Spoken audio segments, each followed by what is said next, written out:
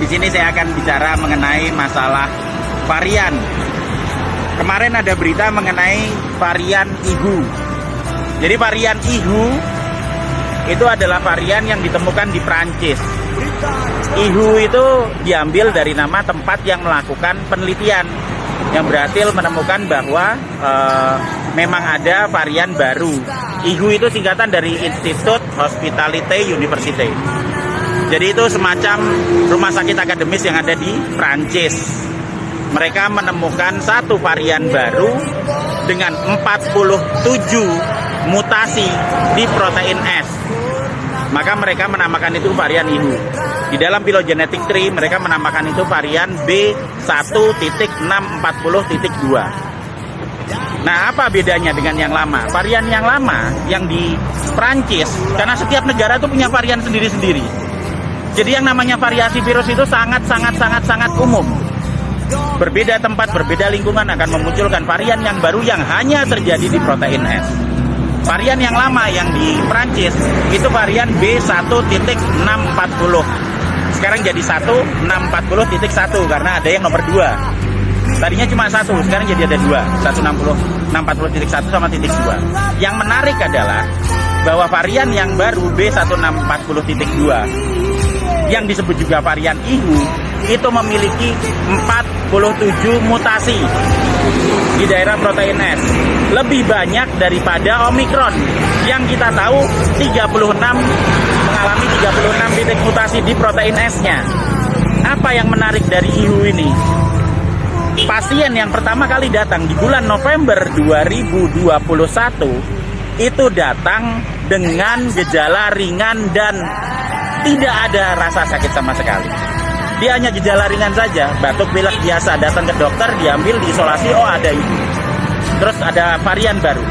Terus kemudian dinamakan varian IHU.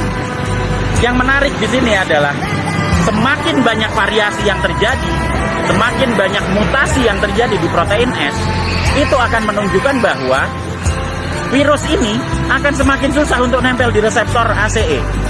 Oke? Sehingga yang terjadi apa? Semakin banyak perubahan infeksinya, infeksi virus ke dalam sel akan semakin berkurang, menyebabkan terjadinya apa? Terjadinya gejala yang timbul itu akan sangat ringan.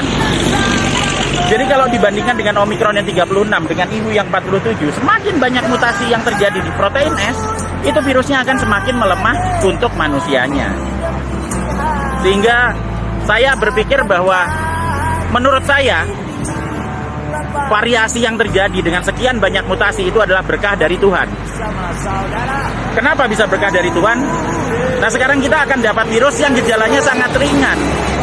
Sehingga orang-orang kalaupun misalnya terkena, itu malah akan menimbulkan kekebalan dan itu vaksinasi alami.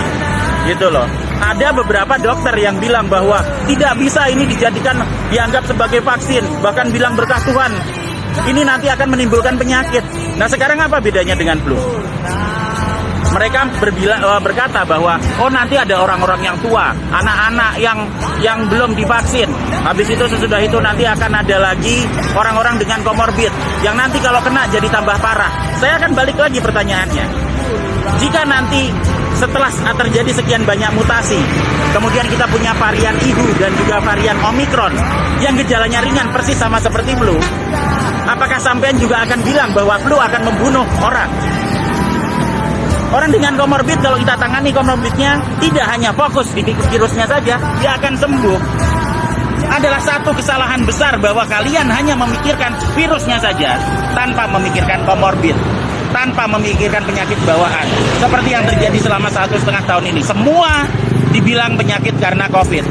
Sekarang Tuhan menurunkan berkah sebagai pelajaran untuk para pembuat ketakutan, menunjukkan kuasa Tuhan bahwa varian-varian yang ada termasuk Omicron dan IHU justru akan menyelamatkan umat manusia. Umat manusia akan tetap selamat, rakyat Indonesia tetap akan sehat, tetap akan belajar supaya cerdas dan tidak bisa ditipu lagi dan ditakut-takuti oleh para pembuat ketakutan seperti para endorser obat-obatan yang terjadi selama ini. Rakyat Indonesia tetap akan kuat, kita akan selamat. Terima kasih.